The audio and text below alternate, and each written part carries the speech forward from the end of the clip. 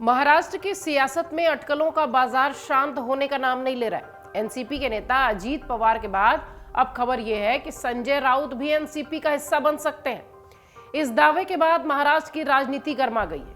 आइए विस्तार से समझाते हैं कि यह दावा किसने किया है और महाराष्ट्र की सियासत में इससे कैसे खलबली मची है। दरअसल मामला यह है कि बीजेपी के विधायक नीतीश राणे का बड़ा बयान सामने आया है। उनका दावा यह है कि 10 जून से पहले संजय राउत एनसीपी में शामिल हो जाएंगे। नीतीश राणे ने कहा कि महाराष्ट्र की राजनीति में अगले कुछ दिनों में एक बड़ा भूकंप आने वाला है। सूत्रों से मिली जानकारी के मुताबिक 10 जून से पहले संजय राउत एनसीपी ज्वाइन कर लेंगे। उन्होंने यह भी कहा कि उद्धव ठाकरे ने सांप को दूध पिलाया है। राउत बाला साहब ठाकरे के भी नहीं हो पाए तो भला उद्धव के क्या होंगे। नीतीश राणे ने आगे यह भी कहा कि संजय राउत समाजवादी विचारधारा को मानने वाला व्यक्ति है।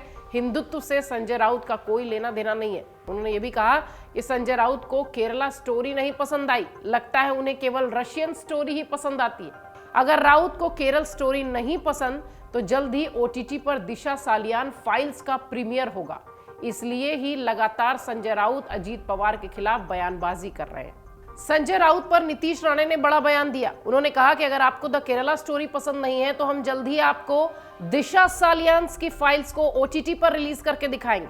अगर दिशा सालियान फाइल्स भी नहीं पसंद आई तो द रशियन स्टोरी का लिंक आपको भेजता हूं। नारायण राणे आगे कहते हैं कि रविवार का दिन है, परिवार के साथ मिलकर राउत को रशियन स्टोरीज देखनी चाहिए। इससे पहले जब शरद पवार ने एनसीपी के अध्यक्ष पद से इस्तीफा देने का ऐलान किया था तब भी राणे ने इसका जिम्मेदार उद्धव गुट के संजय राउत को ठहराया था। उन्होंने कहा था कि राउत लगातार अजीत पवार को टारगेट कर रहे हैं। इसके बाद जो हुआ वो सबने देखा। राउत की बयानबाजी से गलत मैसेज गया और अब वो भी सब पवार परिवार में भी शुरू हो चुका है जो पिछले दिनों ठाकरे परिवार में दिखा था।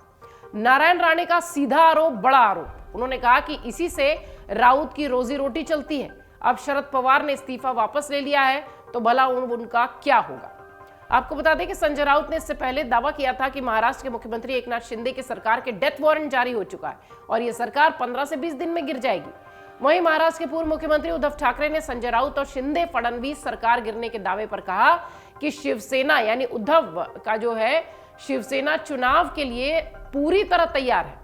उद्धव ने यह भी कहा कि चुनाव कभी भी हो सकते हैं और हम आज भी पूरी तरह से तैयार हैं। हमें उम्मीद है कि सुप्रीम कोर्ट हमारे पक्ष में ही फैसला देगा। उद्धव ने आगे कहा था कि बीजेपी हिंदुत्व के बारे में कुछ नहीं जानती, वो नहीं जानते कि हिंदुत्व क्या है। उन्होंने महाराष्ट्र में गौहत्या बंद करने के लिए कहा लेकिन गोवा में यह प्रतिबंध नहीं है, इसलिए एक राज्य में गौहत्या और दूसरे राज्य में प्रतिबंध नहीं लगाना चाहते, यही उनका सिद्धांत है। उद्धव ठाकरे को लेकर नारायण राणे ने लगातार हमला बोला। इसके साथ ही नारायण राणे ने बड़ा दावा किया है कि संजय राउत बहुत जल्द शिवसेना का दामन छोड़ एनसीपी के साथ जाएंगे। बड़ी बात यह है कि शिवसेना का दामन छोड़कर एनसीपी में जाने की चर्चा महाराष्ट्र के गलियारे में हो रही है। इसी बीच संजय राउत ने यह दावा किया है कि 15 से 20 दिन के भीतर फडणवीस और शिंदे की सरकार गिरेगी। अब आप समझिए कि महाराष्ट्र की सियासत किस ओर जा रही है और महाराष्ट्र की सियासत में ऐसा संग्राम क्यों मचा हुआ है। लगातार बयानबाजी का दौर जारी है। पिछले दिनों शरद पवार और अजीत पवार को लेकर जिस तरीके के सियासी हलचल दिखाई पड़ रही थी, ऐसा लग रहा था कि केंद्र में महाराष्ट्र की सियासत है और सिर्फ राज्य भर नहीं देश भर में उसकी बात हो रही थी।